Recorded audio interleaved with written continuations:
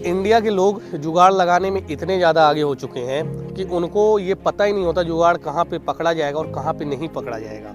कुछ ऐसा ही कारनामा करती है गलगोटिया यूनिवर्सिटी, और गलगोटिया यूनिवर्सिटी जो कारनामा करती है उससे कहीं ना कहीं पूरे देश का सर शर्म से झुक जाता है।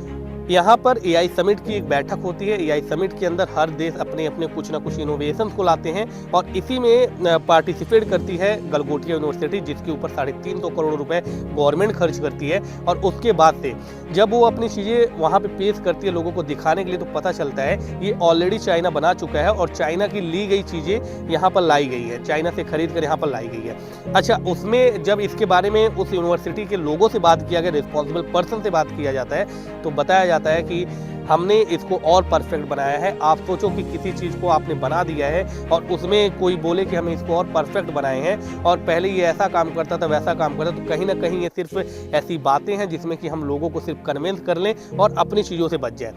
आप जरा सोचो कि 350 करोड़ रुपए एक यूनिवर्सिटी के ऊपर खर्च किया जाता है और खर्च करने के बाद से हाथ क्या लगता है, बेइज्जती। और ये बेइज्जती ऐसी नहीं कि सिर्फ और सिर्फ चलो 2-4-10 लोग थे वहाँ पे, देश के प्रधानमंत्री से लेके देश के राष्ट्रपति तक अनेकों देश के लोग आए हुए थे। और आज के टाइम पे चाइनीज मीडिया इंडिया का कहीं ना कहीं मजा ले रही है और ये कह रही है कि इंडिया एक्चुअल में कुछ करना ही नहीं जानता और इंडिया में जितने भी पढ़े लिखे वैज्ञानिक है वो अगर इंडिया छोड़कर कहीं जा रहे हैं तो इसी वजह से जा रहे हैं क्योंकि हमारे पास ऐसे बहुत सारी इनोवेशन कंपनियां थी। जरूरी नहीं है कि हम यूनिवर्सिटी को ये काम देते और जरूरी नहीं है कि सिर्फ गलगोटिया यूनिवर्सिटी ही थी। अगर ये 350 करोड़ रुपए में सिर्फ 35 करोड़ 10 यूनिवर्सिटी को भी हमने दे दी, 10